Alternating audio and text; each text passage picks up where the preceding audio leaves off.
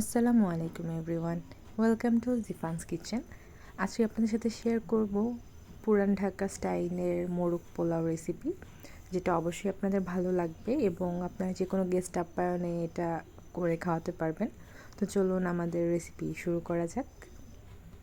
একটা কড়াই গরম করে নিয়ে এরপর এর মধ্যে আমি দিয়ে দিচ্ছি সয়াবিন তেল। সয়াবিন তেলটা একটু পরিমাণে বেশি দেওয়ার চেষ্টা করবেন আপনার যে মুরগি সেটার অনুপাতে।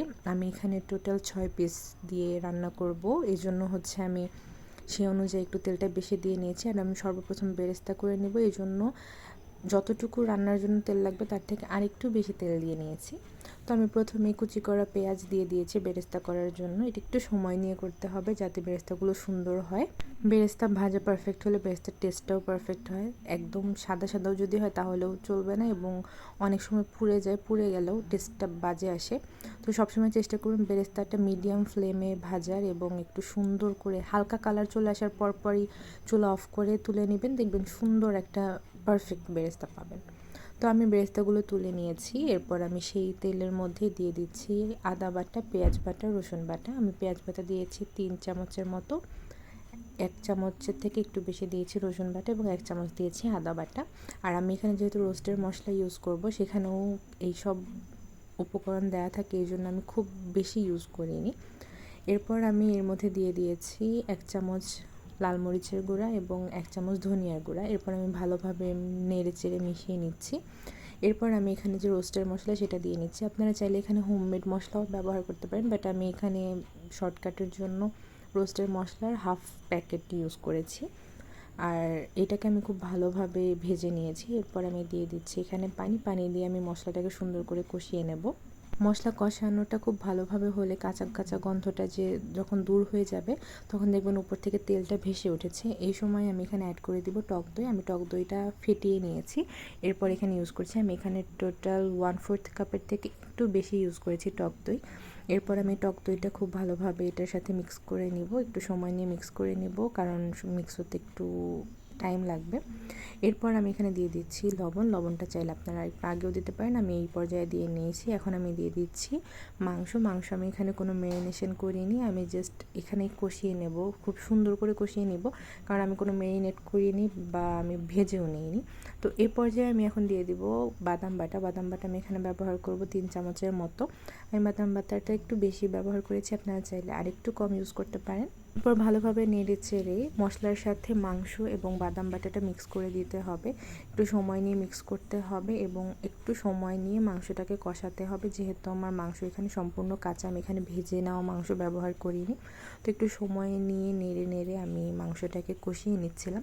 মোটামুটি 3-4 মিনিট কষানোর পর আমি এখানে দিয়ে দিচ্ছি টমেটো সস। আমি এখানে স্যাশে ইউজ করেছি, আমি 2টা স্যাশে ইউজ করেছি টমেটো সসের, যেটা মোটামুটি 1 টেবিল চামচের থেকে কিছুটা বেশি হবে। এরপর আমি এই সসটাকেও ভালোভাবে মিশিয়ে নিচ্ছি আমার যে মশলার মিক্সচার সেটার সাথে। মাংস কষানোর পর যখন তেলটা উপরে ভেসে উঠেছে আমি এ পর্যায়ে দিয়ে দিয়েছি দুধ এবং পানি। আমি এখানে অর্ধেক পানি অর্ধেক দুধ ব্যবহার করেছি, আপনারা চাইলে সম্পূর্ণটাই দুধ দিয়ে করতে পারেন, এটা আপনাদের মন মর্জি মতো।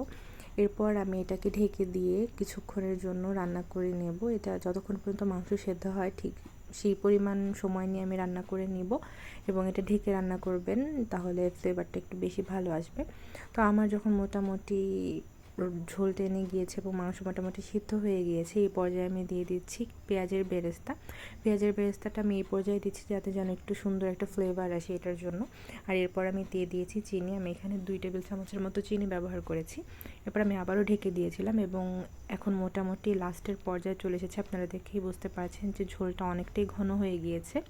এই সময় আমি দিয়ে দিচ্ছি ঘি, দেশি ঘি যেটা সেটা দিয়ে দিচ্ছি। আমি এখানে 1.5 টেবিল চামচের মতো দেশি ঘি ব্যবহার করেছি আর আমি অলরেডি চুলাটা বন্ধ করে দিয়েছি। এরপর আমি এখানে সেদ্ধ ডিমগুলো এই ঝোলের মধ্যে দিয়ে দিচ্ছি। ডিমটা আমি 90%-এর মতো সেদ্ধ করে নিয়েছি, কারণ যখন আমরা দমে রাখবো তখন ডিমটা আরেকটু কুক হবে, এজন্য আমি 100% সেদ্ধ করিনি। তো এবার ওটা আমি এক সাইড করে রেখে এরপর আমি চলে যাচ্ছি আমার পোলাওয়ের প্রিপারেশনে। তো আমি একটা পাত্রে তেল দিয়ে এরপর এখানে পেঁয়াজ কুচি, এলাচ এবং দারচিনি দিয়ে নিয়েছি। এরপর আমি এটা কিছুক্ষণ ভেজে এরপর আমি দিয়ে দিয়েছি চাল। আমি এখানে চাল ব্যবহার করেছি 1 কেজি। আপনারা আপনাদের পরিমাণ মতো চাল দিতে পারেন, তবে এটা মনে রাখবেন চাল এবং পানির রেশিওটা সবসময় 1:2 হবে।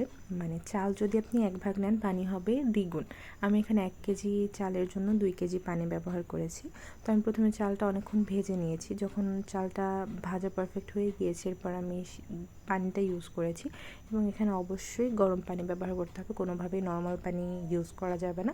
ফুটন্ত গরম যে পানি, সেই পানিটা এখানে ইউজ করবেন। এই পর্যায়ে আমি দিয়ে দিয়েছি লবণ দিয়ে এরপর আমি এটাকে ঢেকে ঢেকে একটু পরপর নেড়ে চেড়ে নিচ্ছিলাম। আমার পোলাওটা যখন মোটামুটি 90 to 92% কুক হয়ে যাবে তখন আমি এটাকে অ্যাসেম্বল করব, যেটা হচ্ছে আমার মোরগ পোলাওয়ের মেইন যে সিস্টেমটা আর কি, সেভাবে আমি করে নিব। তো আমার পোলাও মোটামুটি হয়ে গিয়েছে। এবার আমি চুলা বন্ধ করে এটার যে মেইন প্রসেসিংটা সেটা শুরু করব। সেটার জন্য আমি প্রথমে কিছুটা রাইস আলাদা করে নিচ্ছি, মোটামুটি অর্ধেকটুকু রাইস আমি আলাদা করে নিচ্ছি পাতিল থেকে। এটা আমি পরবর্তীতে আবার ব্যবহার করব। তো আমি যে এক্সট্রা রাইসটুকু উঠিয়ে রেখেছি তারপর যেটুকু আছে সেটুকু আমাকে সুন্দর করে আমি বিছিয়ে দিচ্ছি পাতিলের তলায়। এবার আমি যে মুরগির মাংসটুকু রেডি করে রেখেছিলাম সেটা আপনারা দেখতেই পাচ্ছেন কতটা সুন্দর লাগছে, কতটা লোভনীয় লাগছে। সেটা থেকে আমি একটু একটু করে ঝোল এই রাইসের সাথে মিশিয়ে দিচ্ছিলাম। অল্প অল্প করে নিয়ে আমি জাস্ট এটাকে নিচের যে রাইসটুকু আছে সেটার সাথে ভালোভাবে একটু মিক্স করে নিচ্ছি। পুরোপুরি একদম মিক্স করে নিব না, মানে কোনো রকমে জাস্ট ঝোলটা হালকা হালকা মিক্স করে নিয়ে এরপর আমি এখানে যে মাংসের পিসগুলো সেগুলো একটা একটা করে তুলে এখানে বিছিয়ে দিব। আমার এখানে টোটাল 6 পিস মাংস ছিল। আমি 6 পিস মাংসই একটু সাইড করে করে ছড়িয়ে বসিয়ে দিচ্ছিলাম এখানে। এরপর যে আবার যে ঝোলটুকু রয়ে গিয়েছে সেখান থেকে আমি কিছুটা ঝোল আমি এটার উপর দিয়ে আবার ছড়িয়ে দিব। আর আমি এখানে একটু এক্সট্রা বেশি করে ঝোল করেছিলাম যাতে আমি কিছুটা পরে রাইস দিয়ে খাওয়ার জন্য গ্রেভি হিসেবে রাখতে পারি, যেটা যে কেউ খেতে পারে যার প্রয়োজন মনে হয়। উপর থেকে ঝোলগুলো দেওয়ার পর এরপর আমি এখানে দিয়ে দিচ্ছিলাম কিশমিশ। আমি এখানে মোটামুটি 10-12টার মতো কিশমিশ ব্যবহার করেছি। এরপর আমি দিয়ে দিচ্ছি ভেজে রাখা আমাদের যে পেঁয়াজ বেরেস্তাটুকু ছিল সেখান থেকে আমি কিছু পরিমাণ দিয়ে দিয়েছি। এরপর আমি যে 4টা ডিম সিদ্ধ করে দিয়েছিলাম আমি সেই ডিমগুলো এখানে দিয়ে দিচ্ছি। ডিমগুলো দিয়ে এরপর আমি যে আমার তুলে রাখা বাকি রাইসগুলো এটা আমি এখানে অ্যাড করে দিব। এই রাইসটা উপর থেকে অ্যাড করে এরপর সুন্দর করে উপর থেকে সমান করে বিছিয়ে দিতে হবে। আপনারা ভিডিওতে দেখলে বুঝতে পারবেন যে আমি কীভাবে রাইসটা উপর দিয়ে মাংসের উপর দিয়ে সুন্দর করে ছড়িয়ে দিচ্ছি। এভাবে সুন্দর করে ছড়িয়ে দেওয়ার পরে আমি এর উপরে দিয়ে দিব আবার কিছুটা কিশমিশ। আমি এখানে 5-6টা কিশমিশ আবার দিয়ে দিচ্ছি উপর থেকে। এরপর আমি এখানে অ্যাড করে দেব ঘি হচ্ছে মোরগ পোলাওর যে একটা শাহী ভাব সেটা অ্যাড করে। আমি যেহেতু মাংস রান্নার সময়ও দিয়েছি, এরপর আমি এখানে আবার 1.5 চামচের মতো দিয়ে দিয়েছি। এরপর আমি এখানে আমাদের যে বাকি পেঁয়াজ বেরেস্তাটুকু ছিল সেটুকু অ্যাড করে দিলাম। এরপর দিয়ে দিলাম কাঁচামরিচ আমি ভেঙে বা কেটে দিইনি, আমি জাস্ট কাঁচামরিচটাকে আস্ত অবস্থাতেই রাইসের মধ্যে গেঁথে দিয়েছি যাতে এটার ফ্লেভারটা অনেক ভালো আসে। আর আমি লাস্টে দিয়ে দিয়েছি আবার একটু ঝোল, জাস্ট অল্প একটু ঝোল আমি উপর থেকে ছড়িয়ে ছড়িয়ে দিয়েছি। আমি এরপর দমে রেখেছিলাম 20 মিনিটের মতো। এরপর আমার মোরগ পোলাও রেডি। আপনারা দেখেই বুঝতে পারছেন যে কতটা পারফেক্ট হয়েছে, রাইসটাও কতটা পারফেক্ট হয়েছে এবং মোরগ পোলাওয়ের যে লুকটা একদম একদম পারফেক্ট। তো এইভাবে রান্না করলে আপনারা একদম শাহি যে একটা মোরগ পোলাওয়ের টেস্ট এটা অবশ্যই পাবেন। তো আমার এই রেসিপিতে অবশ্যই একদিন ট্রাই করে দেখবেন মোরগ পোলাও, আশা করি নিরাশ হবেন না। আর আমার রেসিপি আপনাদের কার কাছে কেমন লাগলো জানাবেন। Thank you so much for watching the video.